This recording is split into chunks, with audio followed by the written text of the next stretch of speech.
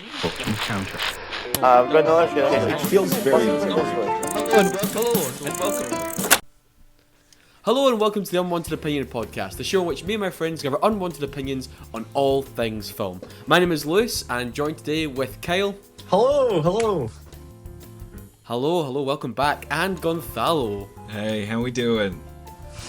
Good. Happy New Year. We're back after like a 4-5 month absence, right? Yeah. But we're back in the new year, ready to talk about movies for our 4th year, guys. This is our 4th year doing this. Can you believe it? That's No, emotional. I can't. I feel old.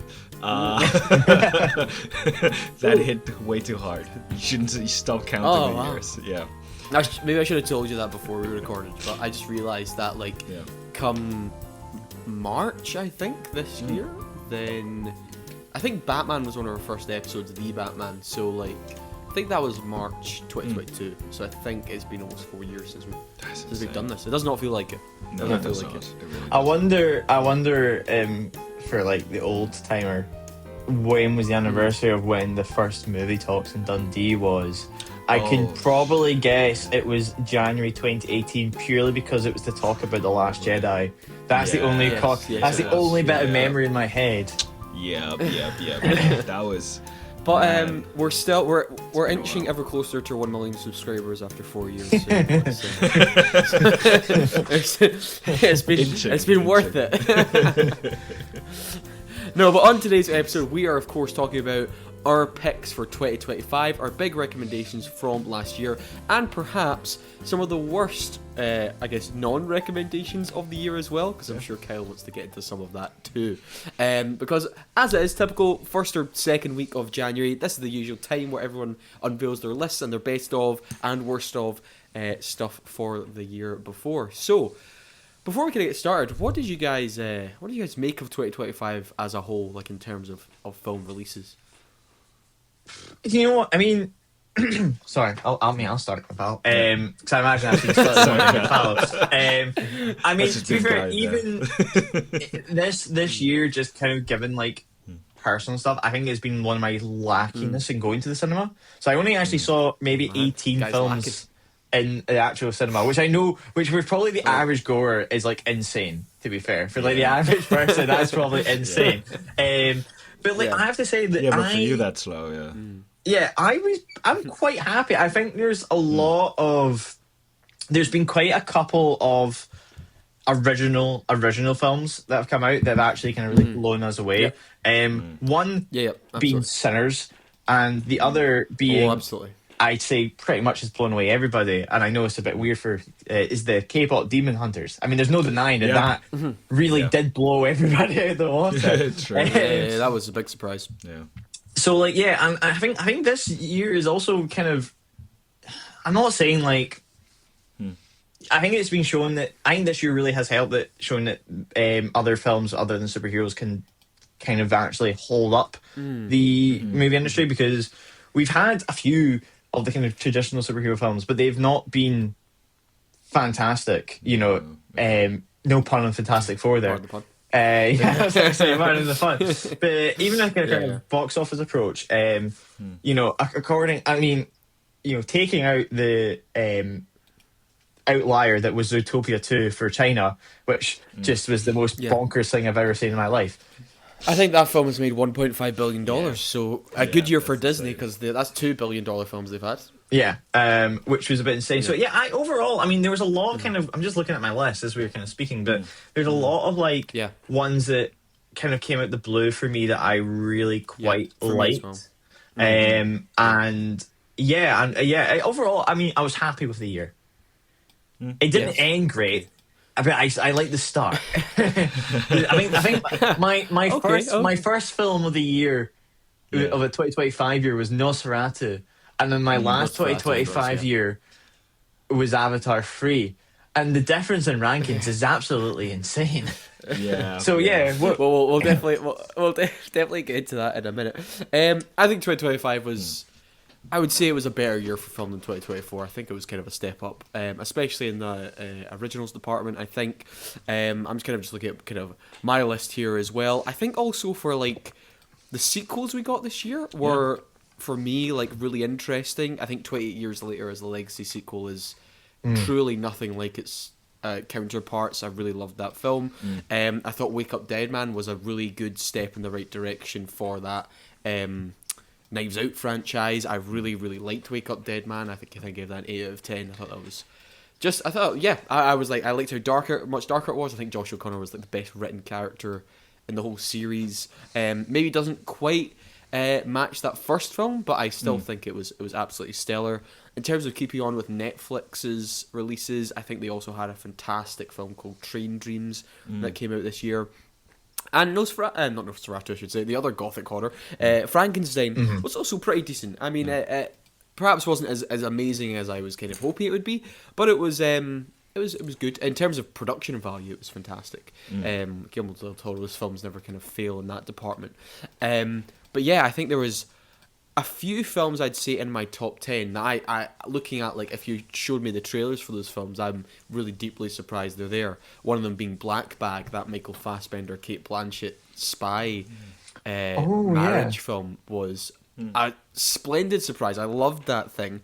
And Richard Linklater, although I should never doubt Richard Linklater, his film Blue Moon, which I just kind of saw randomly on a Monday night in the cinema, was utterly brilliant. Was phenomenal. All set in like one location, following one kind of character, Ethan Hawke, playing this Lorenz Hart, who's this Broadway lyricist, is just about like a few months before he died, set in like the 1940s, is one of Ethan Hawke's best performances. It's absolutely fantastic. So those are kind of like, if I were to give like 3 underdog recommendations that wouldn't be super popular, it would be Black Bag, Train Dreams, and Blue Moon. I thought those were all really stellar and kind of just under the radar picks that I really wish people kind of saw more of. What about you, Gonzalo? What was kind of 2025 for Well, you? it was kind of a weird year because, again, like we were saying, there's been like a big gap of the show, and for me that kind of means a big gap on going out and seeing movies, because most of the time when I go out to see a movie, it's because of the show. It's kind of an inconvenience for me. So but despite that, I've managed to watch some incredible movies this year, honestly. Like you mentioned it already, but for me Sinners has been like one of like the cinematic experiences of the year. For me, the best movie I've seen this year, for sure.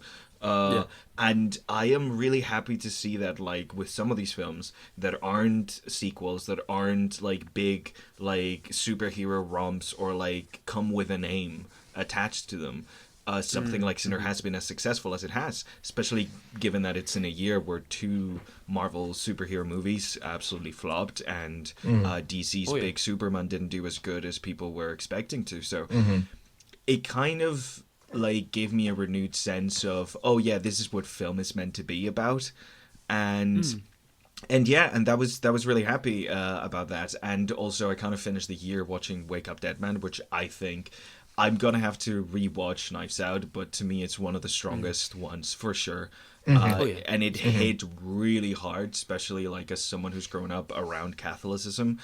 A movie that so expertly tackles the issues with an organized religion like Catholicism without like seeming like it's attacking it, but actually being quite kind to it. Very kind to the idea of religion and the necessity of community in a very like powerful way that mirrors a lot of like the journey that I've gone through my life so far. So like it's generally a really fucking good movie, and it was a wonderful way to end the year for me.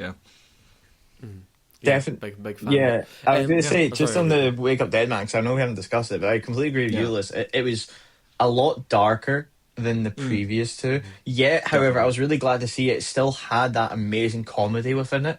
There's a couple of scenes in Wake Up Dead Man that just absolutely, specifically, and spoilers for if you haven't seen it, but the scene where Josh O'Connor goes to like, you know, the guilt thing, and Blanc just sees him and just like really casually just walks up, grabs him, and just like pushes him out the door of the police department. It was that really subtle body comedy was just so good, and I was just like, God, that's, you know, it was insane. But really good. That was really, really good. I've been really lucky enough to see all the Knives Out films in cinemas. I hate your guts, watching them with I'm so jealous of you. Watching them with like a packed audience is always a blast, and perhaps maybe that's why like a lot of people kind of look down a bit on like the second one, especially because that was just after COVID. Yeah. Like it was not really screened in cinemas at all. Bar like that, some festival things that me and Kyle went to. Like that was great with a packed audience. So probably maybe why I have a higher appreciation for that film compared to people who maybe just watched it at home. And I'm with you there, yeah. Cause the second one, there was a few great laughs in that theater with the glass onion, which really I think made it. Yeah. Curiously, I took Hannah and when we started dating, I took my partner to the first Knives Out movie, and she fell asleep through it and did not enjoy it at all. But Glass Onion was one that she absolutely connected with, and it is one of her favorite movies. Interesting. Yeah, and you're still with her. That's incredible. I know. That's insane. No, but like weirdly enough, for her it was the opposite. She's really loved Glass Onion, and she recently watched with her parents Wake Up Dead Man, and she absolutely both loved both of them. So I'm trying to get her to rewatch the first one, because I think she might have not just clicked with it, But it is true that the first one is writing that homage of old mystery novels, like Agatha Christie style mystery novels, a lot harder than these last two. These last two are more surrounding that specific topic that they're going for. The second one, clearly this idea of the ultra wealthy capitalist, and in this one the idea of faith and religion.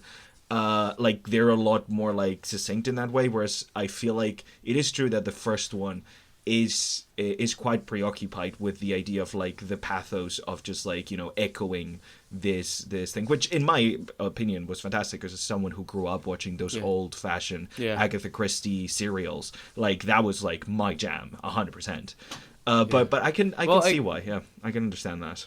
Kyle, I'm gonna ask you, I don't know if you know, are they making is Ryan Johnson doing another Knives Out? I hope so. So the original Netflix deal was just for 2 sequels. Just for 2 sequels, yeah. Because so it's up in the air at this point. Daniel Craig essentially got paid $50 million per movie, which is quite insane.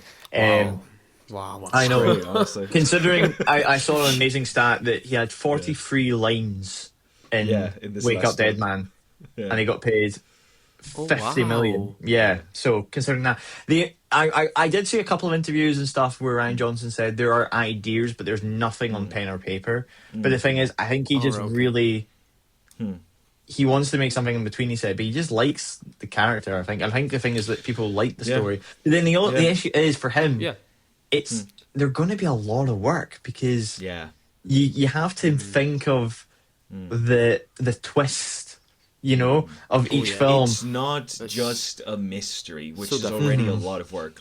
Working backwards from that, every single movie has presented a different midpoint twist where everything gets flipped and the mystery gets reframed. With then a reframing at the end. Oh, sorry. See if it just stayed. I can imagine writing something like that. I would be. Sorry, guys. I would be happy. I wouldn't mind it if it was just a trilogy of films. Yeah, I wouldn't. No, mind I think it, but Ryan Johnson has really proved himself. I've always liked Ryan Johnson, but obviously he had a lot of naysayers. We had a pretty good review of Last Jedi, now that I'm remembering, which I believe was our first episode of anything rated. Because you have to mention it. Kyle was talking about that 20 minutes ago. We weren't thick. That was the issue. No offense to any other Star Wars fans. They are. Oh wow. Yeah. But it's still my favorite of Kyle, all 3 of those horrible sequel movies. I think it's still the one that has the most anything to it. Yeah. Well, Kyle, because you're already, I see that rage bubbling up inside you. I think we'll come back to our proper selection, proper favourite films of the year. We kind of went a Dead Man tangent there, which to be fair is an honourable mention. But Kyle, you got any worst films of the year and one you really want to talk about? That's so set up at all. That's so funny, Lewis. Well, I thought I would kill 2 birds with one stone there and do a review for Avatar: Fire and Ash. Sounds good. Okay. Which I'm really glad I'm doing this while my partner's out of the house, because she's told me that I'm only allowed to diss it when she's not here. Bear in mind, she still thinks it wasn't great, but she just doesn't like the overall Avatar hate that I perceive onto her. I can understand. Why don't you give us a roundup of what you've thought of the previous 2 before this one? Good question. The first one, I honestly can't remember. Because Hannah was filling me in gaps of like logic that I was like, what? But like, to be fair, I don't remember hating the first one. I remember going like, cool, it's Native American. I loved stuff. the first one when I was a kid. Yeah, like, I watched it a bunch. I can remember going to see it. Yeah. I remember it having a chokehold on everybody. Like my family, as a family, we never really went to the cinema as a four, right? There are two films I can remember in my life. One was The Golden Compass, to which I remember my mum literally opening a can of Coke and my dad going, it's literally ending. And she's like, what? And he goes, you know, there's free books. And like, she was like, because it ends on like much a cliffhanger. And the second being Avatar. And I liked it at the time. You know, it was a fun mystical adventure. It was Native American and all like stuff. And the plot was quite generic in that sense. But I had fun. I like this new world. Obviously the visuals still to this day hold up, and at the time it was insane. Way of Water, if you forced me to watch one, I would watch The Way of Water purely because I like the boats. And that's just a simple man for that. Of course, you're a boatman. And I like the water, and to be fair, watching the behind the scenes of it, I was very impressed with how James Cameron done it. I think he's a bit too holed up in the whole how to make it instead of how to write it. I think that's a big issue he's having. But nonetheless, very impressive. I did feel it was much just repetition of the first film, and then Fire and Ash. Now, I was very much, I'm not going to see this film, but my girlfriend was like really pushing, and to be fair, I decided not to see Wicked for good, so I had to see this. You had to do it, mate. Yeah, you had to pick one or the other. Pick your poison. I probably should have chosen one of the less runtime, but that was my mistake apparently. Okay. I like to point out that we had, and I think this is the only time this has ever happened to me, an empty theatre. It was just us two.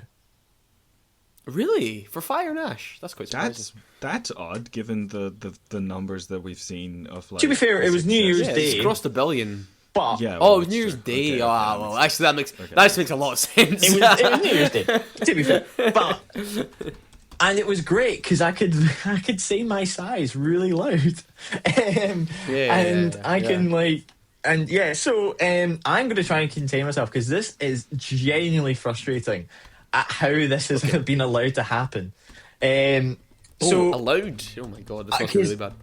So Fire and Ash starts essentially right after the end of the second film when Jake lost one of his sons in the final battle of Fire and Ash, right? That, yes. And there's a lot of kind of mourning happening, and there's very kind of traditional thing of Neytiri mourning via the more kind of traditional Na'vi way, and Jake Sully doing a bit more human way of just kind of moving on, you know, trying to throwing himself into his work almost. And and what was the plot again? I can tell you what the plot was. It was the plot. Sorry, I can tell you what the plot was. The plot was Fire and Water, Way of the Water, whatever the fuck it was called. That is the plot. I'm shitting you not right now. But okay, it's the same. Essentially, the plot is exactly the same as of Way of Water, but they've brought these ash people into it, right? And the Spider Boy, right? Yeah. Spider. Yeah. Yeah, that's him. White Jesus Pandora Sigourney Weaver's character. Yep. Yes. Kiri. CG Weaver. She saves him. Looks at notes. She saves him by basically attaching to the ground and turning him into an air. He can breathe the air, right? He basically turns it. He can breathe the air thing, and he starts growing one of those tails, right? That's a wee side plot. Oh, right. Yeah. The essential plot is again the RDA are just wanting the material from the whales. Classic. It's the exact same plot, and when I say it's the exact same plot, it's the exact same plot. Are they going for the whales again? No, Gonzalo, it's the and I'm shitting you on. I'm trying to not to yell here. It's the exact same plot. They've got it is 80% Way of Water, and they've chucked in these ash people for fun. And the annoying fucking thing is that the ash people are slightly interesting, but you don't spend any time with them. Like I assumed that we were going to be completely in this new environment, like you were in Way of Water. Ash people. There was one scene. There was one scene at their camp where you've got really? I thought like 90% of the movie was going to be ash waste or something. You've got Stephen Lang's character who's just decided to become best friends with them because he's like, let's, you can help me get Jake Sully. Yeah, Because that's his entire. That's that's the entire plot of his character, and he goes to these fire people. And the thing is, this is the annoying thing is, and see when you come out of a thing and you go, I genuinely feel I could write this slightly better, because you have this really interesting origin of the Ash people were essentially they had a village at the bottom of a volcano, Pompeii essentially.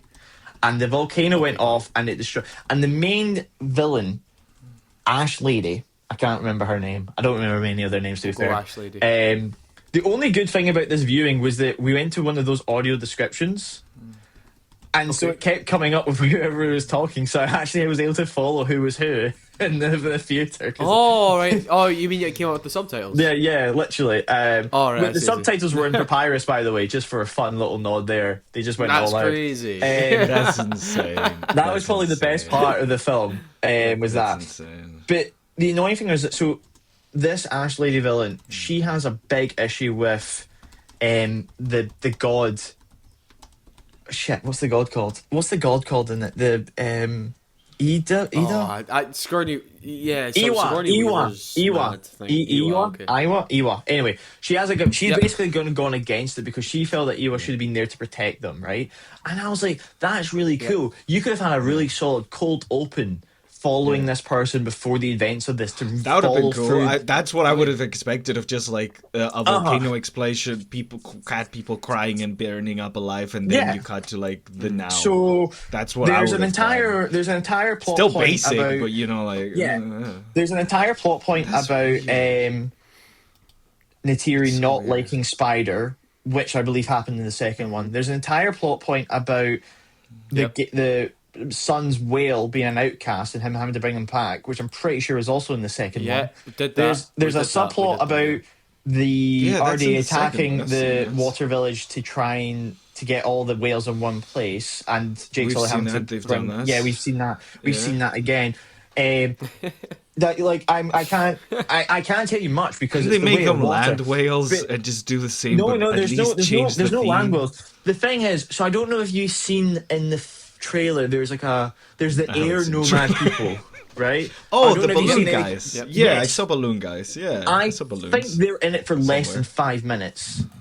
Okay. Before they're all destroyed. The third movie's going to be air people. Well, that's the thing, because I was like, oh, are we going to follow these nomads and see how they, are we going to get to it? No, they go within 5 minutes.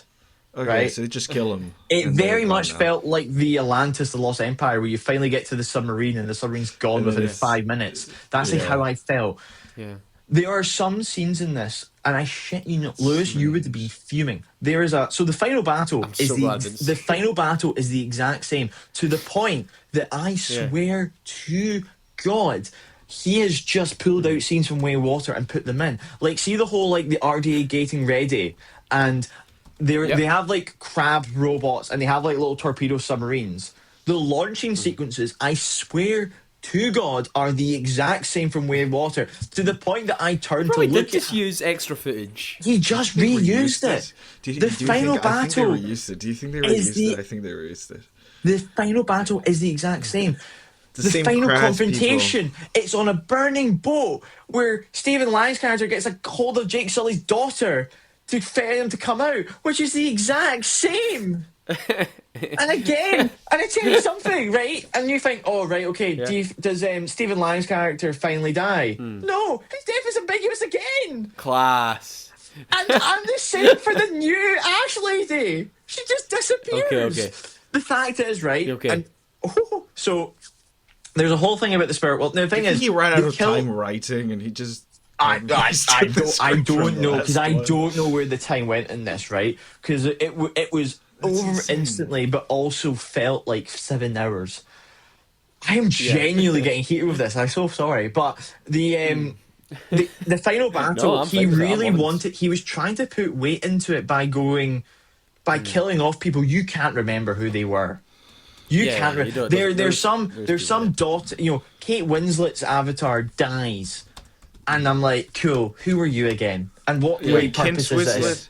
Wait, she was like one of the wives of She was the queen of the watery people, right? Okay. and one of her sons dies. But at that point, you're just like, I don't know, and also I don't care. Was it the one with the fucking Gen Z haircut?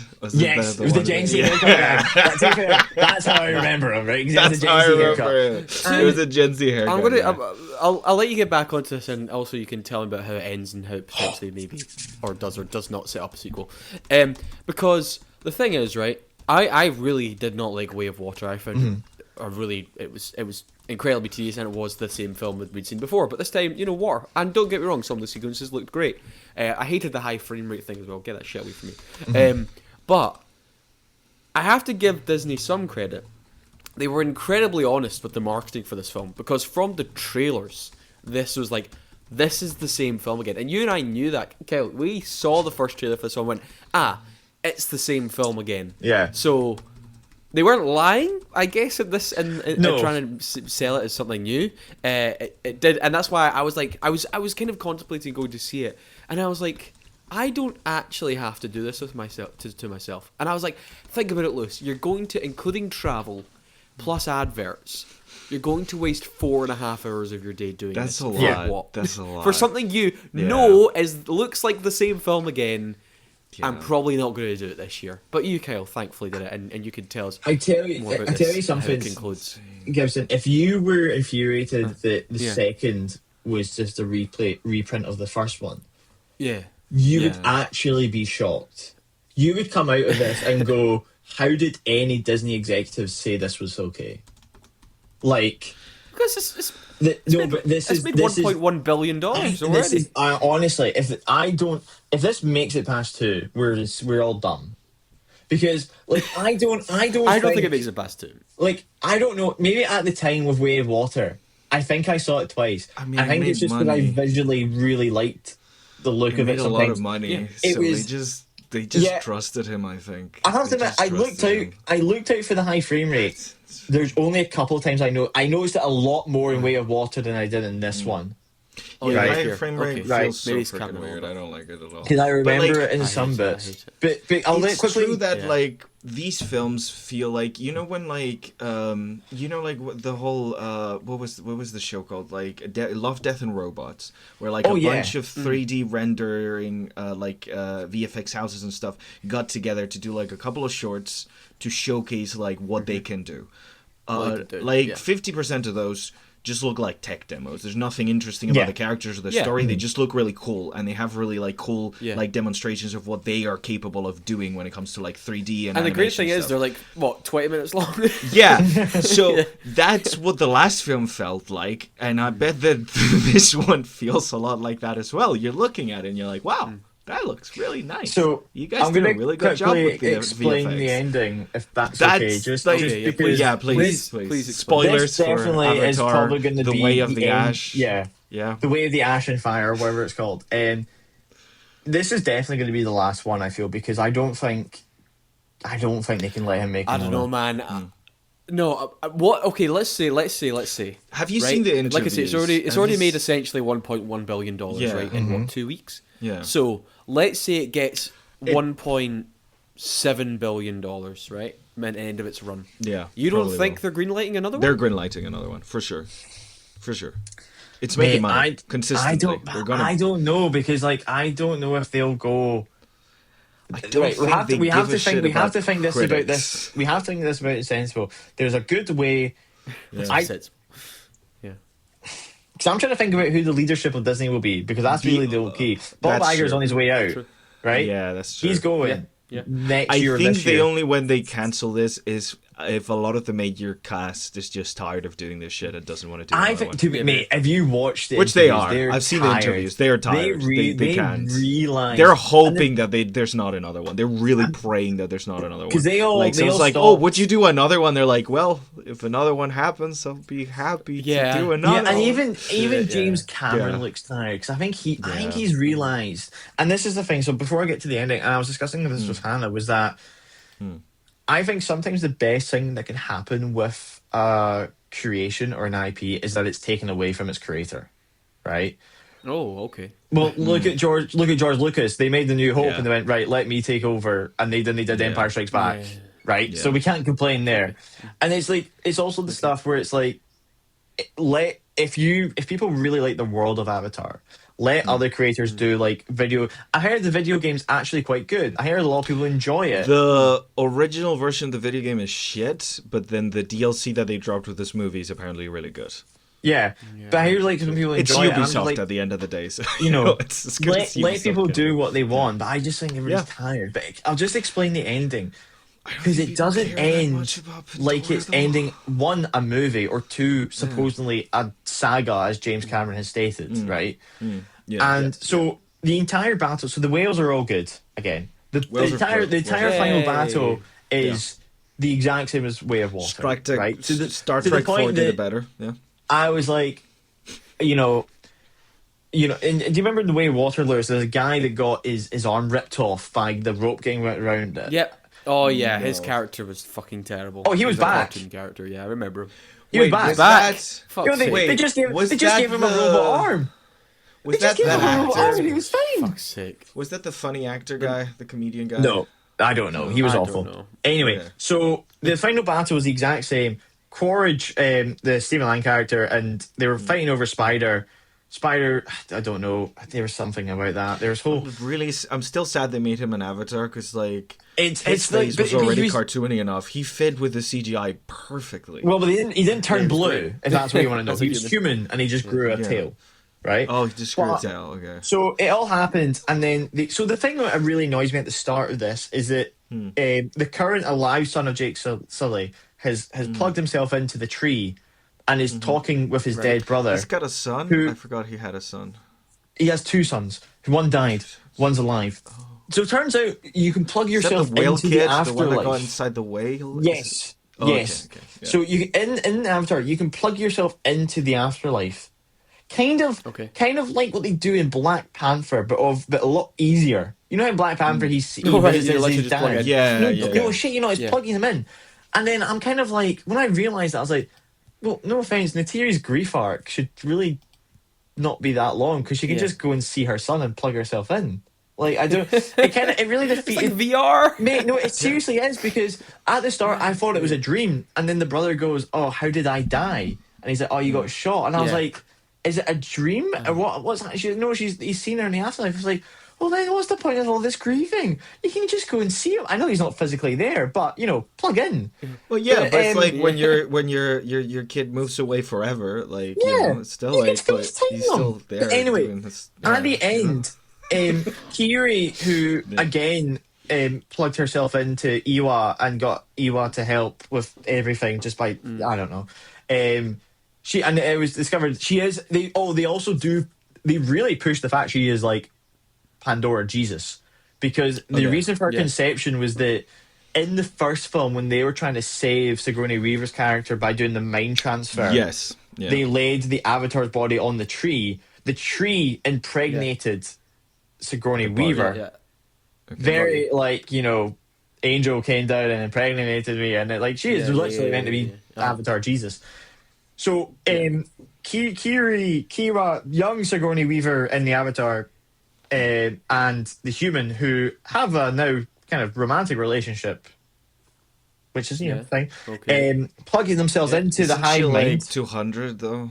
Yeah, I don't know. They plug themselves into the hive mind to go into the spirit realm, right? And all the avatars from the past are there. All the ones who've died.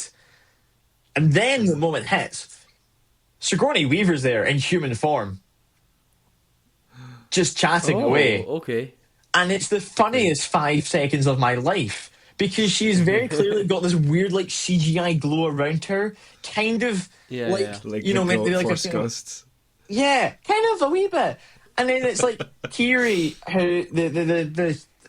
her daughter goes up and goes, "Oh, mom." I was like, I thought the whole point of the second film is that she doesn't know her mum. But it turns out she can just plug into the hive mind whenever. Yeah. And they literally, and she's like, "Oh, Spider, you're now one of us." And they go, "Great." And then it cuts to black. And you're just like, what the fuck is this?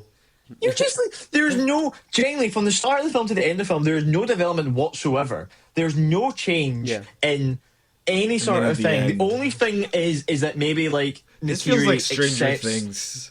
This just feels like Stranger Things. They're just making shit up as they go. Well, yeah, no, I fear that, and but Stranger Things is more entertaining. yeah, oh yeah, That's Stranger true. Things is I more mean, entertaining. Yeah. And it just ended, and we were genuinely like, even Hannah's going, "What the hell is that ending? Like that's so shit." Like, Right. I'm going to tell you what was going to happen. I forgot He that won't was the get to make ending. his Avatar 4, but he'll be told to wrap it up with the fourth one, though. I think that, because I know there was 4 and 5. I reckon with 4, they'll be like, right, but this one has to be. but mate, the issue is that he always says the fourth, 3 though?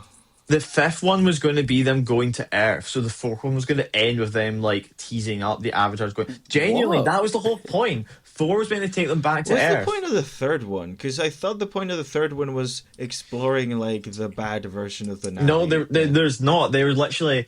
It annoys me, Gonfalo, because there was such an opportunity there for them to do that and to give us something more with that aspect. Do you I'd have loved to do you have seen think he it. just read everyone posting about how fucked up it would be for him to like explore what an evil version of the Native Americans would look like, and he just chickened out into the second movie again? I don't know. It's Do you think yeah, that's but the anyway, thing that happened? I mean, like, if I was to give it a score, Yeah. it's like a 2 out of 10. It's genuinely insulting bad. Crazy. It's lower, and Lewis, this is gonna be mental. It's lower than Captain America: Brave New World, because I found. Oh, that that's so funny, because funny. that brings me to Captain America: Brave New World, which is my least favorite film of the year. Yeah. Because I can't believe look, you guys I watched know, that. No, let me explain.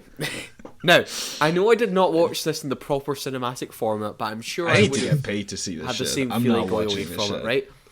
Because I know I've said many times in this podcast how I'm done with Marvel, and somehow I've ended up watching every Marvel film that came out this year, right? However, I was not going to watch this one. Yeah. However, I was on a 14-hour flight, and it was available on the flight. So, You're like, I'm gonna torture I myself watched... more. 14-hour flight isn't enough torture. Let me make myself I'm gonna watch miserable. this, right? Just to like say I was like, fuck it, I don't want to watch like an actually really good film in this format where the audio is not great. Watch and one the that visual you've quality is already not great. seen. That's what I do. I did. I watched Pirates of the Caribbean. See, there you go, and one, you're like, oh, right. And I this watched is True nice. Lies, which is a Lies, fantastic fun. James Cameron film, right? Both phenomenal. I had a blast, right? Yeah. And I was like, okay, let's True let's Lies has do too this. long Maybe an I ending can for maybe I my can sleep. taste, but like the third act is too long. But so I watched it, and it's honestly, it's the most forgettable thing I've ever witnessed. Like, I can't believe I felt annoyed I'd wasted my time, even though I had nothing but time on this flight. Right? That's all I said in my Letterboxd review. I had 2 a hours 4-star of my flight. and I still feel like I wasted my time with this shit because it's just so 2 generic, hours of my flight, so I'm not unexciting. Just. It's just the blandest, most boring, most basic, most nothing.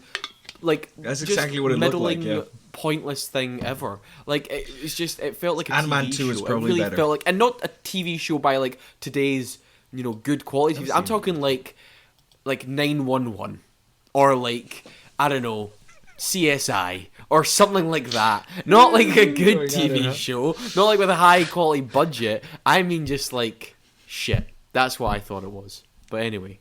You know what? It felt like an episode of Agents of S.H.I.E.L.D. That's exactly what it felt like.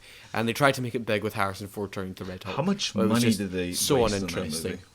What was the budget? And also, Oh, we'd Lord. already...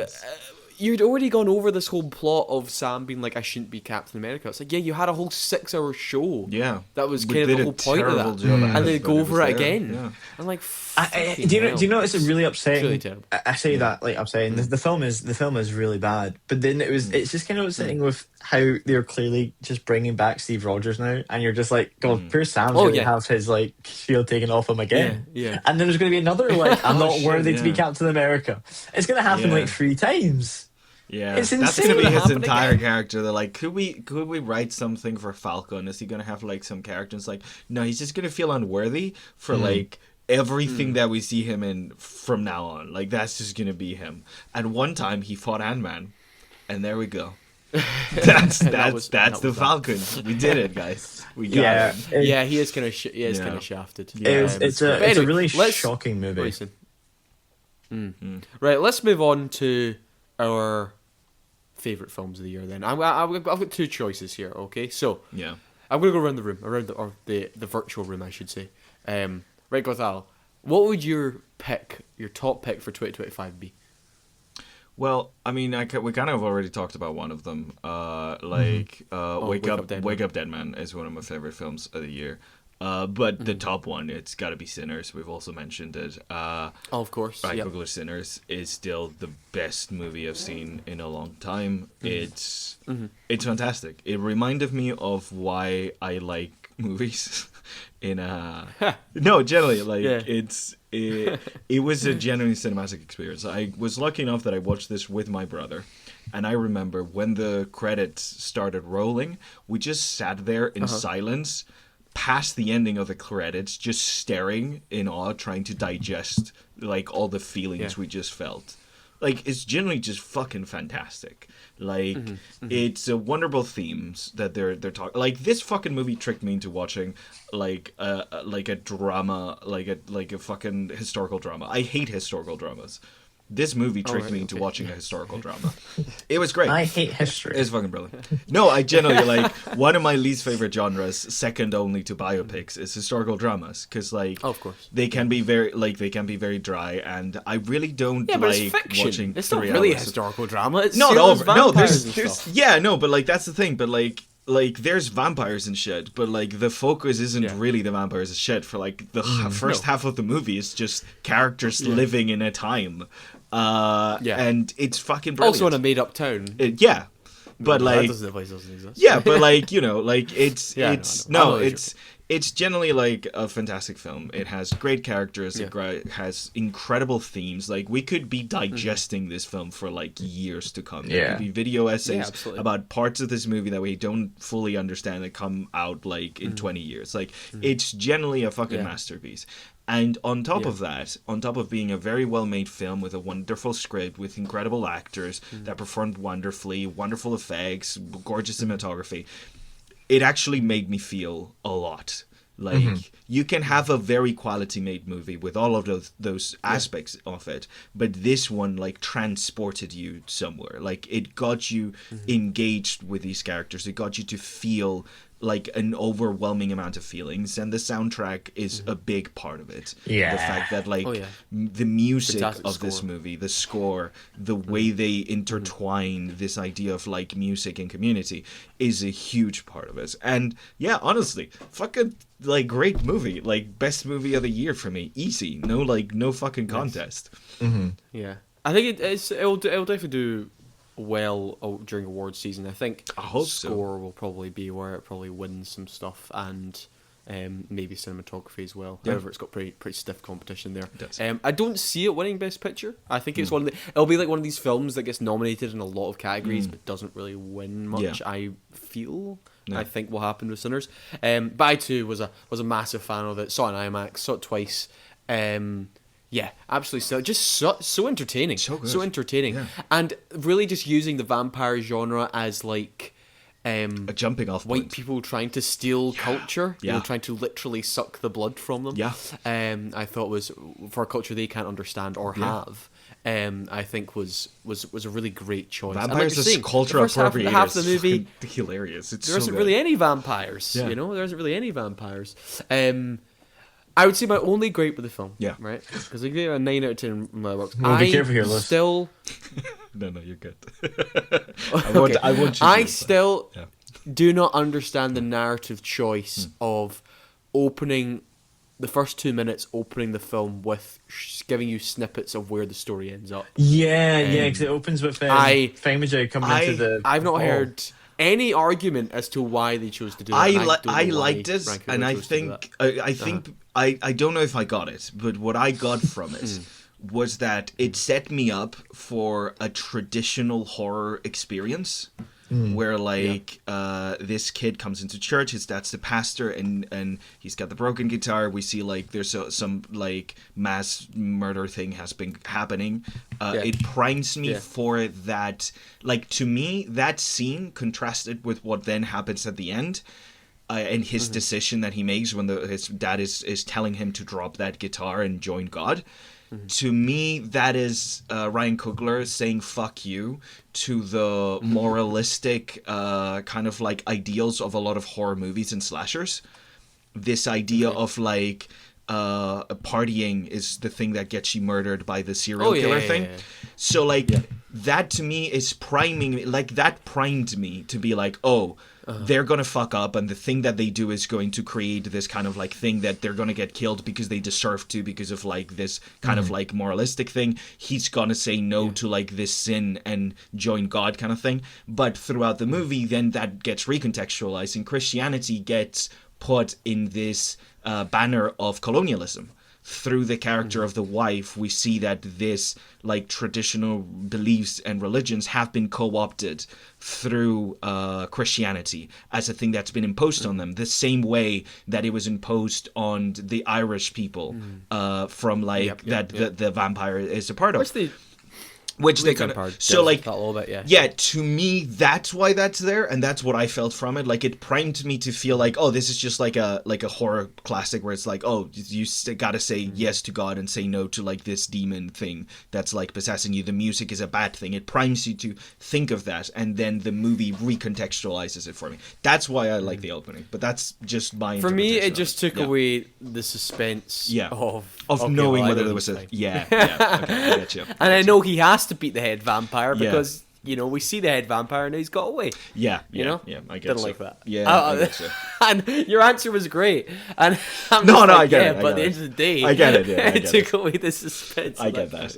Anyway, no, but that was a very good answer. Kyle, what about yourself? I'm not going to obviously. Sinners was probably one of my top. I won't discuss it because obviously going fast is going to need length. I will. I'll give an honorary shout out to. Technically, I'll give two not honorary shout outs. Technically for us, Nosferatu, because technically it came out in 2025. Yeah, that one came out for January for us.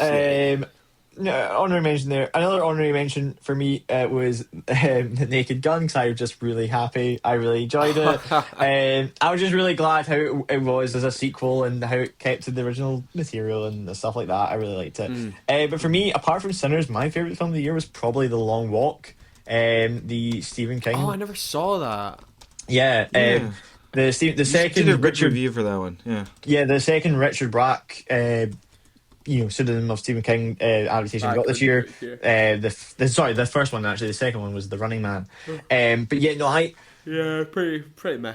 I really love this film, and Lewis will know that if you have a film that's quite simple, or if it's just in a room and it's just very much the script based, 12 Angry Men, Mass, those films for me are just like, if it can be a play, I know the writing's good, and then I know the acting's good, and the directors and the cinematographers have to keep the shots interesting enough for you to keep you engaged, which is why I think they're sometimes the best films. The Long Walk, there's about 10 minutes at the start with them not walking, and then they walk, and that's it. That's it. Obviously there's a lot that happens on the walk, but I really felt the but how kind you of make they walk interesting visually. How you make they walk interesting, and how you kind of, it's a Hunger Games scenario where one survives, but there's a lot more kind of, psychological effects where they kind of discussing no one's the big brother of this world, where you all have, you'll choose to go in, but it's the idea of what is at the end of it, where it's like, you get a single wish and you get untold riches, and you just have these guys that are just walking and they're discussing and they're just kind of digesting life and what they're going to do and with it, and in the background at the start, because obviously they very much describe it as you get your ticket, which essentially means you get shot, right? And if you're not aware of it, that's what's going to happen. And then the first guy to do it, to get their ticket, it's that moment where the kind of cinema that I was in, and I was in a packed cinema. I was actually quite impressed how packed this was for when I saw it. The sheer shock, because it was quite gruesome, the deaths. Like, they don't, we're talking like, there's a lot of gore in this film, surprisingly. And the sheer shock of everybody when they heard it. And I give you, it's not sound design levels of Warfare, which for me, that when I reviewed Warfare, I was like, the sound design in this is the sauce. But it's close enough that you were kind of scared for whenever a shot was going to happen, because it was loud enough to actually give you that fear. and because there's nothing else really happening. Like it's the sound of them walking, the sound of maybe the trucks at the side, and them talking. So when you got this interruption of somebody getting their ticket, it was a bit like a moment. Yeah. Oh, a big And scare. yeah, and they did something that I always kind of say that when you're doing an adaptation of a book, the only good thing I give to Ready Player One, I always said, is that it's actually a lot different from the book. So that when I went into it, I didn't know what was going to happen. That was the only good thing I would give the adaptation of Ready Player One. Yeah. And I was very surprised where they changed the ending for this, and I really quite liked it because I was quite thrown by it. I was a bit surprised, and it left me in like a really, it leaves you in a really emotional place. The ending of that film, and because you're not, it's again, I'll compare it to Warfare, where the ending for Warfare, you're left with like a. Right, okay. That was an experience, those 90 minutes, rather than just fucking more of a conclusion than Avatar, I'll tell you that. But and the performances as well. I mean, Lewis, your favourite rising star, David Johnson, is in it. Yeah. I love David Johnson. I've loved him for so long. Again, in this, he is just incredible. I mean, Mark Hamill playing the Major is a really great performance as well. Yeah. Cooper Hoffman, obviously, he's a great talent. Mate, when I saw him in Licorice Pizza, he was fantastic. I saw somebody say, "Oh, Nico Bay." I'm like, no. It's fine if they're actually good. Like I give them, if they can actually. It's true. You excuse the nepo baby thing if they're actually good. Good. Yeah. Like, Generally. Weirdly, there's another. All the kind of main characters in it are surprisingly good, and Ben Wan, who's in it, who I was like, I watched him in it, and I was like, why is this kid's face familiar? And then when I was over at my parents for Christmas, I watched the Karate Kid Legends. I was like, oh, he's the kid. He's the Karate Kid in that. So obviously, I think he did good year for him first. But then, like, every person there. He's also in the new, in the upcoming Hunger Games, isn't he?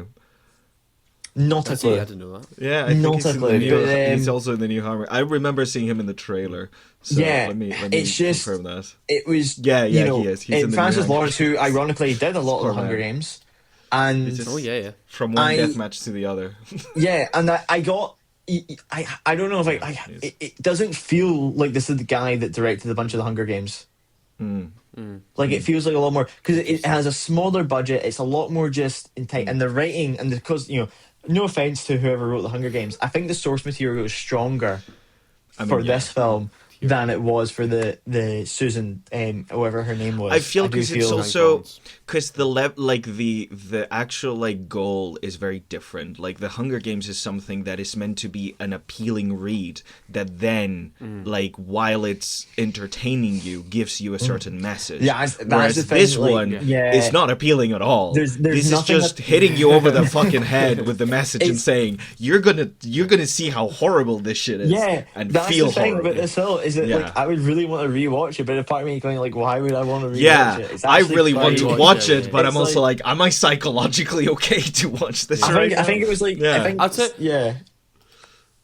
I was gonna talk about. I really tried to see it, but it came out at a time when the Cineworld, when I lost my car and the Cineworld in town closed. So the closest cinema I had shut down. And then I couldn't drive to my other Cineworld where I had a car, and then it wasn't playing at the GFT. Yeah. So I was just cucked. I just couldn't see the film. But it's something if you get a chance to, I would really recommend it. I think it's a really good film, and I think the performances in it are just great. And apart from Sinners was my number one of the year. Long Walk is number 2 for me, and then it went Nosferatu. And then The Naked Gun. But The Naked Gun's just there for fun. I gotta watch The Naked Gun. The Naked Gun's just there for fun. It's just there for a good time, man. Sinners is also my top 5. Nosferatu would be there. The Brutalist also kind of, once again, early January for us here in the UK. But there really is, for me, a neck-and-neck battle right now for number 1, because I'll say number 2 right now would be Marty Supreme. I love Marty Supreme. truly, I think it's such an entertaining film. 2.5 hours that just fly by. And the marketing did not do much for me, because I was like, oh, because it's actually, technically it is a biopic, but it's not actually a biopic at all. It's very, very loosely based off a real guy, Marty Mauser, who was in the 1952, one of the world's best table tennis players, when it wasn't really exactly like a well-known sport in the US, at least. And because it's from one of the Safdies, Josh Safdie, who obviously did Good Time, Uncut Gems, and now this. And me and my friend were joking, because obviously they split up, and this year they both made individual films. Benny Safdie made The Smashing Machine, which, came and went, and no one really talked about it. Besides that, it was a good PR spin for The Rock, who can, is say that a decent actor, I guess. It's like, hey guys, I can act sometimes, I swear. But I heard that was just a very, very safe film. And then you got this, which is very much in the vein of Uncut Gems. It's chaotic. It's this character who's reckless, who constantly makes the terrible decisions, frustrating decisions, but it's just as wildly unpredictable as Uncut Gems as well. You watch this film for the first time, and I had the treat of seeing this for a second time with my girlfriend, right? And watching her reactions to the mad twist, because there's a good 3 or 4 where it just takes a complete left turn, and just watching her reactions to it, where her hand was over her mouth for 2 minutes, I just what, this is taking this direction, what? And it's just unpredictable, but in the best possible ways, because it takes you on such a fun tangent, exciting, tension-filled tangent as well. Timothée Chalamet probably going to finally win his Oscar for this one, as just someone who's so charismatic, but reckless, and also incredibly selfish and arrogant, but somehow you actually want him to win and get through it by the end of it. It's a really challenging performance in that, because it can very easily go wrong. And it's a hard one. Insufferable. I personally hated Nightmare Alley because of the lead. I couldn't connect. I find him likable, and it's one of those performances where they're you need to play a fucking asshole, but if you don't play it charismatically enough, that's the movie gone. And I think this one slightly edges out Uncut Gems a bit for me, because in Uncut Gems, Adam Sandler's character in that is truly terrible. And that's the point. And same with Robert Pattinson in Good Time. Truly bad people. I'd say Adam Sandler's probably the worst, because at least in Robert Pattinson's position, he was, he had a really poor upbringing and was into a life of crime. Whereas Adam Sandler, was just somewhat wealthy, and he just is a horrible user of people. But this one kind of edges out both of them for me, because there is that element of humanity in it, that by the end of the film you tear up, and you're like, wow, that is actually somehow, amongst all this guy's scheming and ways to try and rid people of money to get what he wants, it all comes kind of full circle in a way where he then is able to reflect on what he has done, and then trying to go beyond of what he's, who he is as a person. I won't try and spoil as much as that. But really wildly entertaining, fantastic score. I actually should get the composer up. Absolutely fantastic score. I can't remember who. Daniel Lopatin. Probably pronouncing that wrong. I mean, it's been a fantastic year for scores. I mean, this one potentially is my favourite. I mean, I can't decide between this and Sinners, and this brings me to One Battle After Another, which probably is the critical darling. It's the film that's going to win Best Picture and Best Director for Paul Thomas Anderson. Finally, it is what everyone has said it's been. It is unbelievably entertaining. Another 3-hour film that just goes by so fast, because from minute 1 it just does not stop. Johnny Greenwood's score propels the thing. It's this kind of crazy jazz mix thing, which makes every scene go by at a brilliant tempo. Leonardo DiCaprio is at his comedic peak here. He's so funny. I mean, watching him, because essentially it's a film where you have this white supremacist played by Sean Penn is trying to get Leonardo DiCaprio's daughter for reasons I will not spoil here, right? And you have our hero of the film is an ex-revolutionary who's been a stoner for 15 years, who now has to go through ice raid towns of like, you know, a militarized it's kind of in a near future America where the police are now fully militarized and are like can just go into towns and completely tear them apart. Yeah. And yeah, essentially. Yeah. Very, very prevalent. Yeah. And it's a film which never harkens on this stuff either. It very much just shows you and puts you in this world of this is our near future and this is it, and this is where our story takes place, and you're really embellishing it because it is something that's frightfully very near, and it's just this guy who's completely useless, a buffoon. He's essentially Leonardo DiCaprio's playing a buffoon, kind of a bit like Rick Dalton, but not as like charactery as that, as hammy as that. Who has to go through like war zones and shit to try and, you know, find and save his daughter, who is just completely. There's a whole bit in the film where he cannot remember his password, right? Okay. And it goes on for like half an hour, but every scene that he's on the phone to this guy trying to get into something, but he cannot remember his password because he's not been part of this crew for a while, it somehow gets funnier, even though it's kind of the same joke of him trying to get his password back and trying to get in. It is so funny. And Benicio del Toro is great. Sean Penn is both funny and really, really disturbing in the film. Yeah. And yeah, I thought the whole film is just so wildly entertaining, so prevalent, brilliant score, a fantastic final sequence that is going to be studied in film classes for years to come. The Rolling Hills, I'll just say that, just Chekhov's Hill, I should call it, is what they might call it in the future. It's just, it's phenomenal. And I'm a big Paul Thomas Anderson fan in the first place. But yeah, it's a film I really wish I got to see again as well, because I had to pee, and I never pee during a film. But I had to pee an hour in, and I missed 2 minutes of it.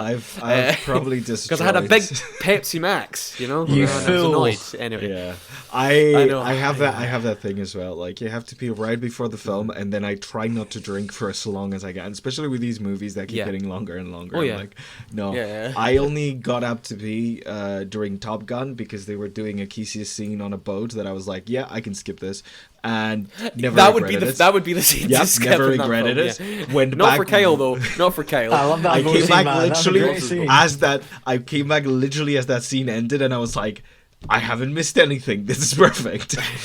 And missed a great obviously, point. every time I need to go watch like one of these movies that I'm just watching for the podcast because I don't care, like Jurassic World 3 or whatever the No, fuck. thankfully, I was spared of a year of Avatar and Jurassic World. I'm really It's glad been a we good didn't year. do podcasts around that time, because I didn't have to see Jurassic World 4 and I didn't have to see Avatar. I'm really happy about that. So yeah, thank you for that, genuinely. Oh, okay. No worries. But anyway, I guess that will wrap up today's show. So thank you very much, Gonzalo, for joining It's been me. a pleasure as always, yes. And thank you very much, Kyle, as well. Pleasure as always, yeah. Pleasure. But yeah, on next week's episode, because we hopefully are going to be back in hopefully a normal schedule, regularly scheduled Regular program, schedule. I should say. Yes. So next week we'll be talking, of course, about our most anticipated films for the year for 2026. But until then, we just give our opinions on all those films, including Avatar, Fire and Ash, Captain America, Brave New World, Sinners, The Long Walk, Marty Supreme, and of course, Once Upon a Time, and one battle after another. Another Leonardo Once upon a DiCaprio time, film. another. Once Upon a Time, battle after another, I don't know. But at the end of the day, those were our unwanted opinions. Thank you very much.